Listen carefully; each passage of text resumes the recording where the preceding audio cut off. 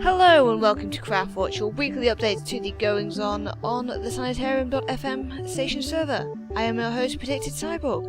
Hello.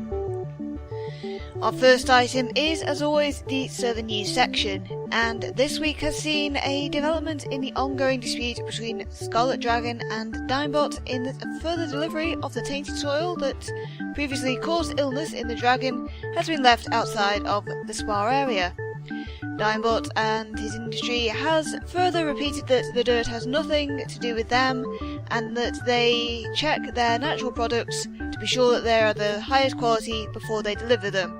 Scarlet could not be reached for comment by this program, but the rumours around the server hints that she is in the process of some form of retaliation.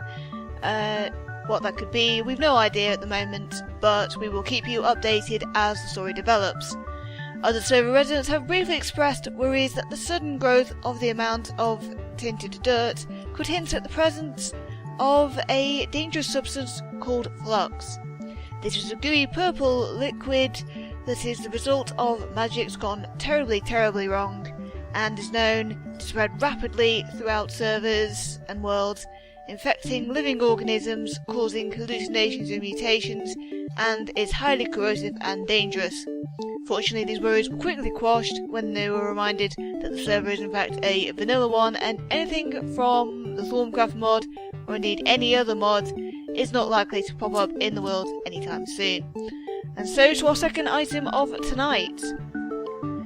Okay, we're on to the second item of tonight. Generally the tour, but I make this section of the programme with help from other server residents, but sometimes there's not really going to be anybody to interview. There's not going to be any builds that are ready to be taught around.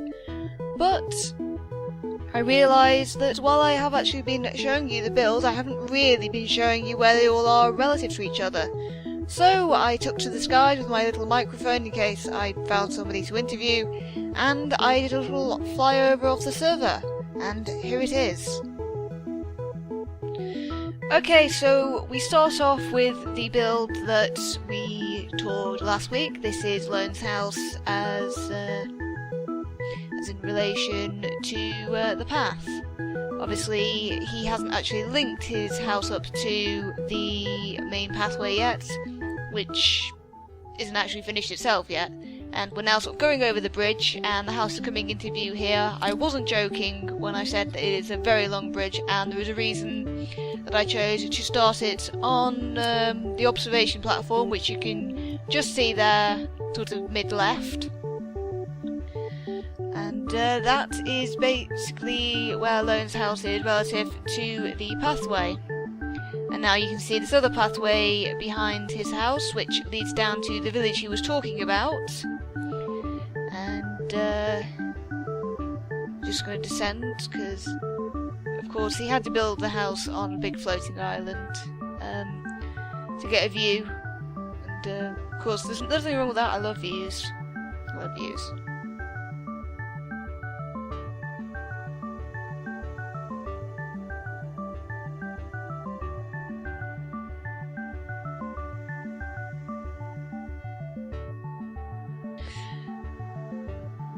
And now as you can see, we're at the end of the path, and this is the village that is by Lone's. And now I'm going to show you how far away his house is from the rest of everything in the server. As you can probably tell, I've sped this up three times the normal speed, just so that you didn't have to sort of sit here and watch the full 9 to 12 minutes of me flying down this path. I mean, as you can see, it's not fully complete. It's just one line of wooden planks. But this will eventually lead to the end of the proper completed pathway, or what our sort of half-complete pathway, which leads on to the rest of the server. And I'll sort of shut up now and just let you experience how long this flipping path is, even at 3 times the speed. And also have a look at the bits of server that we pass on the way, because there is some very pretty stuff around here as we fly towards the rising sun.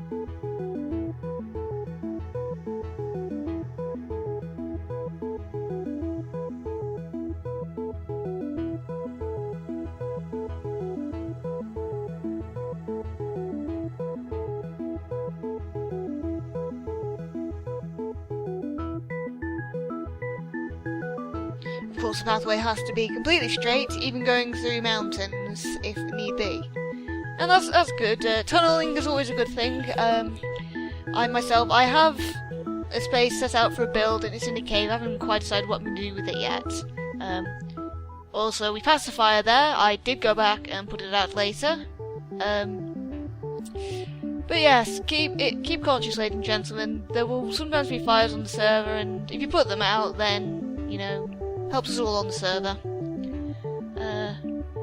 And we are sort of coming towards, yes, another mountain, and after this will be an ocean, and then you will see that we get into the more inhabited part of the server.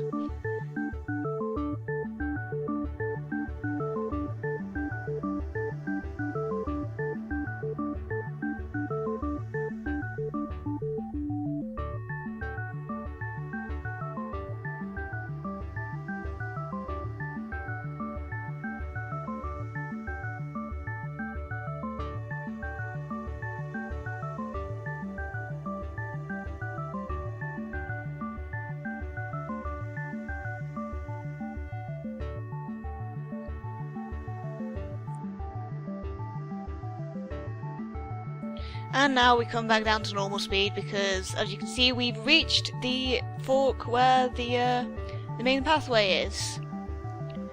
And we go down this longer fork because this is towards where the rest of the server denizens have chosen to build their things. I mean, as I said before, you can see that basically the path here isn't fully finished. There still need to be the various little walls and pillars put in, as well as torches. But just through this tunnel here, we will find ourselves in much more familiar ground. This, of course, is the desert that Scarlet Dragon has been building in. There's another fork there, but once again, it's not important. We keep on the main path, and we come into a savanna. You can see a really big tree over there, which is not Sis's tree. It's just a really, really big jungle tree that was planted. I'll show you that a little bit later. But now we come to one of the first builds. This is one of Lone's other builds, not the house that we had a tour around last week, but one of the first efforts that he built with its own little private village. And it's a very nice little house. But if we return to the path, then we will go and have a look at the really, really big tree, which I think either Lone or Diamond is responsible for, maybe all of them. Or maybe somebody else is responsible for it, I don't know. There's just so many things going on at the beginning of this server, I can't quite remember who was responsible for what. As you can see though, it's such a high tree that there is actually snow on top of it. It is really a miracle of gardening.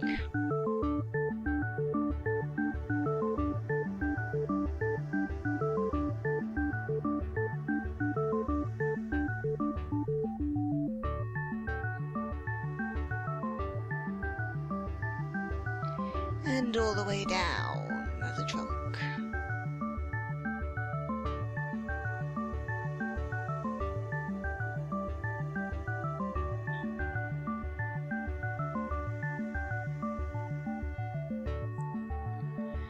And so, returning to the path, we will venture on and enter the desert area of the server.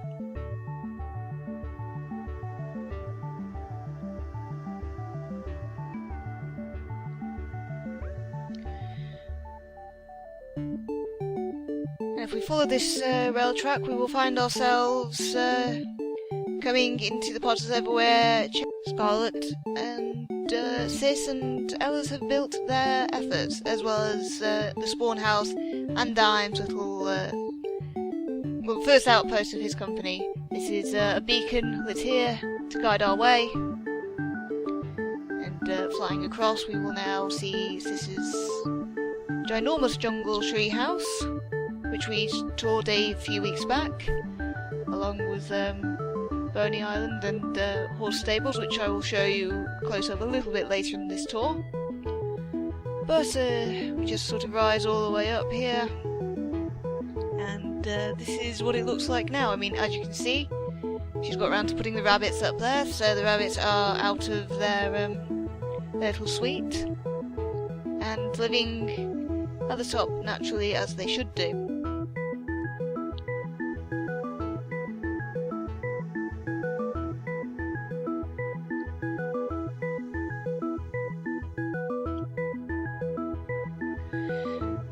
And here, as we can see, this is the spawn house that you might remember from one of the first tours that we did.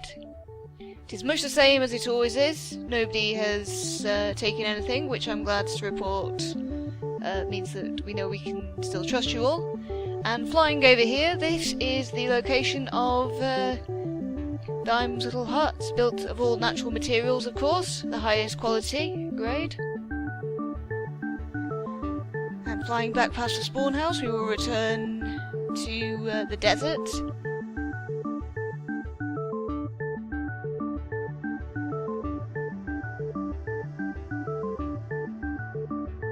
First of all, we will have a look at Boney Island, a little bit closer up,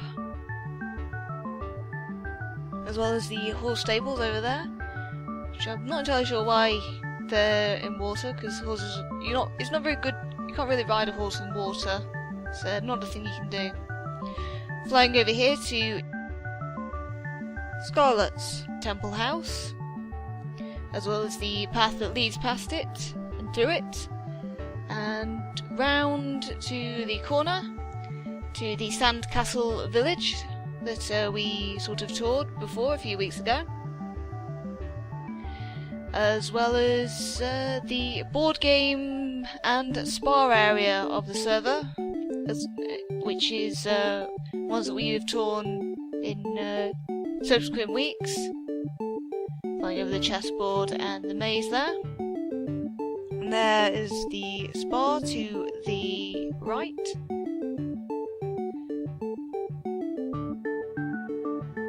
As well, you can just see the beginnings of the Monopoly board, project that has been started but is not yet concluded.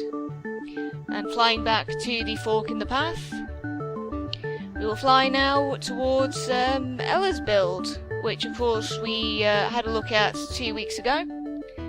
And as you can see, there's been a few little changes as we fly in. The Mage Tower is complete, along with tainted decor.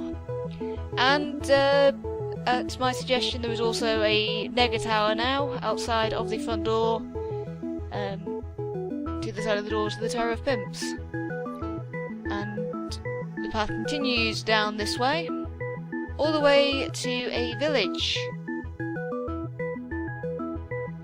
And that's the tour, basically. That is where everything is located to each other. Use this if you need to ever find out where you're going. And now we round off the show with our Mojang / general Minecraft section of the show, as always. And we've got 2 news items. We start off with the important one, the fact that in the latest vanilla update, the latest patch, there is a new 1.8 patch that's been made public for players of the game. 1.8.5 follows on from an earlier patch about a month ago that fixed a vulnerability that could easily overload a server's memory with the use of a few simple compressed packets, all trying to access 1.6. So it's a bit like a DDoS, but different in subtle ways. 1.8.5 is a patch introduced to further tighten up security for the game, as well as fixing a few of the more common bugs in the game. The exploits that have been fixed, security-wise, are ones that have been most commonly reported to Mojang, and includes an exploit that made use of signs and command blocks. It also does away with phantom players on the scoreboard, so tough luck to all you ghosts out there. Not spectator mode players though, although there are some similarities. But yeah. The patch is compatible with all previous 1.8 releases, and while you don't actually need to upgrade right away, Mojang do recommend that you do if you want to be fully protected. Speaking of Mojang, at the beginning of the week saw them playing a little bit of a joke on a player with a rude username. Now, the player in question had lost access to his first account a few years ago, and instead of trying to get it back, he simply made a new account called Mojang Sucks Dick. He ran the account without incident for a few years, only to log in one day to find that it had been changed to No We Don't. The staff member who altered the username, the one he came forward to claim responsibility, was one Mark Watson, who had come across the name while doing some unrelated moderation work for a parent and child that had contacted them. The player in question was cool with the name change, acknowledging that it really wasn't appropriate and he'd long since cooled down about the loss of his previous account. It's nice to know that Mojang have a sense of humour still, but I really wouldn't recommend trying this yourself. They might not always be so forgiving, so yeah, don't mess around with Mojang, please. Thank you. And that does it for what the server's been up to this week. Reminder that our server is open to all players who want a little chill out vanilla space to play Minecraft in and to just generally build. The address, in case you need the URL, is www.sanitarium.fm, and it's exactly the same as the station's URL address, so if you know the website address, you will be able to get into the server. And if you have something that you want me to talk about during the next show, all you have to do, go look at the video description under this video, and there is a link there to the topic, where you can go and provide the details, and if you put your stuff up there, you might see it in the next show. Thank you for watching, and I will see you next week. Bye-bye.